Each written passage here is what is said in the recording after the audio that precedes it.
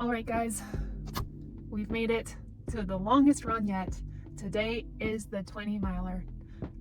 Crazy. It's been 18 weeks and we've built up to this day.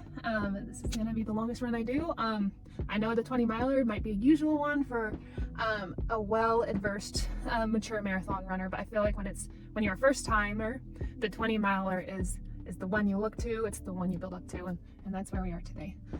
So I probably should have gone on this run like 45 minutes ago, but I wanted to take my time this morning, make sure I had everything ready, decided to get a little bit extra sleep, pressed the snooze button a couple times, so I'm probably going to regret it in an hour or so when it starts to warm up. Got the goos that I'm hoping I'll be able to use for marathon day. I'm going to be using primarily cyst gels on marathon day, and I'm going to try this beta fuel one to see if it goes well. And then I know I'm not some crazy athlete, but I did want to try the Maurten Gel. I bought 2 of these, so if I like this one, I'm going to have it at mile 15. We'll add it to the mix on marathon day. I'm going on some hills and trails today, so going to start off steady and slow and get up to a comfortable pace. Then I'm gonna have to bring it back down once I get to those hills and trails. Then after that, it'll just be a grind getting back to my car. So I should probably get going. So I'll catch you guys out there. 5 miles in, and it's already ridiculously hot. So I'm definitely regretting taking my time this morning.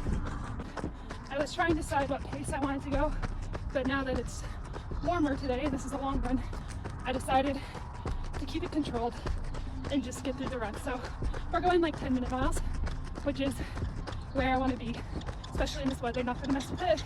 Gonna have a cyst gel, keep on going. Just came up at the first big hill of the day. This second third of the run I'm approaching. It's very hilly, a lot of trails, a lot of turns. I always come out super worn out, but I've done this all training cycle to prepare me for today, to come out of the second third and still have to push myself and still have to go run. Still catching my breath from the hill back there. I'm 10 miles in, it's super sunny outside, and we're halfway done. Trying out this beta fuel. Hopefully this goes well. It has more carbohydrates in it, has some caffeine in it, I think, so let's try it out. That is way sweeter than the other cyst gels. The other cyst gels have such a mild taste, but that one, I think they actually put sugar in this one, and it's very sweet. Holy cow. So this might take me a little longer to get down than those other cyst gels, but just taking a breather for a second. I'm on mile 14, and I'm envisioning as if I'm on mile 20 in a marathon, and as if I have a 10K more to run, and I'm exhausted, and I'm lightheaded, and it's hot. I could be done now if I wanted to, but just imagining as if I had 10K left, and what that's gonna feel like, and trying to get myself in that zone to push through. I'm on mile 15, last gel of the day, trying Maurten Gel for the first time. So let's see how this goes. What is that texture? Guys, I thought this was like gonna be liquidy, but there's like a gummy inside of this thing. All right, well, I'm gonna try and consume this. Super bad news. I started the scale and I realized I was clear out of water, still like 4.5 miles away from my car. So I've been slowed down tremendously trying to find a freaking drinking fountain that works, to no success, and it sucks. Still a few miles away from my car. I just gotta get there and get some water. I'm thirsty. Just got back from the 20 miler. I got it done. So just gonna take a second and appreciate the fact the 20 miler is done. I did it. Wouldn't be a classic first timer marathon training long run without a hiccup.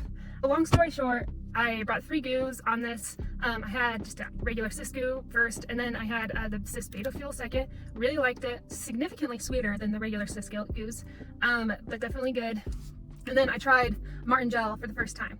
Now I had this at mile 15, and everything was going great. I mean, I was tired at mile 15, but I was in the zone. I think I made a video saying I'm gonna run this like the last 10K of my marathon.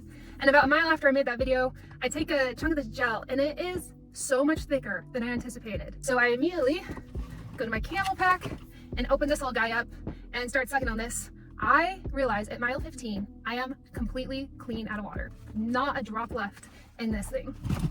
And I kind of start to freak out, like, oh my gosh, how am I going to get this gel down? It's getting so hot outside. And what's interesting about it is I think I was thirsty, but because I had hydrated well, it was less taking a physical toll on my body as more as it was a mental toll. Like mentally, I just start freaking out and I just thought there was no way I was gonna be able to run the last 5 miles without water. And what was more frustrating about it is I ran to a dog park, and I got to the dog park and it was closed for maintenance and it was locked up, so I couldn't get to the drinking fountain there. So I let out a little scream there, but I kept going, and there was a park about another 1.5 miles away. So I'm like, okay, I'll get to that park. I get to that park and I find a drinking fountain and I run to it, and I like keep pressing the button, and of course no water was coming out. And I think I let out a little bit of a louder scream when I noticed there was an old man probably like 100 feet from me and probably looked at me really weird. But I was seriously so frustrated. And at this point, I still had 3 miles left. So there was just nothing to do at that point. Not really a gas station close to that. I could have just went and bought a water bottle. So at that point, I just decided it's already done. I either get to my car and get to my water, or I just sit down and cry. So we made it to my car. The last few miles were slow. The last 5 miles were ridiculously slow because of all this water mayhem. The moral of the story is, good thing I don't have to carry all my water on marathon day. I'm still gonna carry my electrolytes, but I can still count on the water people along the ways. And I have to look at the weather the night before and figure out, are we gonna have a day like it was today, or is it gonna be cooler? Because I chugged down more electrolytes in 14 miles than I have this entire training cycle, which that's what happens when it's hot. So I guess good news, to end on some positive notes, I didn't have any GI distress from the goose, so definitely gonna add all these goose to the mix on marathon day. I think I'm just sticking to Cis brand, and then I'll add a Maurten at the end, because I did enjoy the Maurten. I could tell why people like those, and I think had I had some water with it, I would have really liked it, and it would have given me that push. My legs were tired, and I had to walk a little bit to my car because I'd already gotten to my 20 miles, and I could definitely tell my hip flexors, my hamstrings, they're sore, but it's doable to keep running on. So really, had I just had the water day, today I probably would have been able to push through. Had I left an hour earlier, I think it would have been a lot better too, to have gone to run a little bit cooler weather, but it is what it is. And we got the longest run of the season done. Hopefully you learned from me, learned from some of my mistakes and all these long runs I did. And I guess all I'm hoping for is all the mistakes I made along the way in this training cycle will help me learn from it and be able to do my best on marathon day. Now we're gonna go do 20 more miles this week, but luckily it's not 20 in one setting. I get to break it up into 3 runs. So it'll be nice. And then we got that taper. So stay tuned and we'll keep rolling.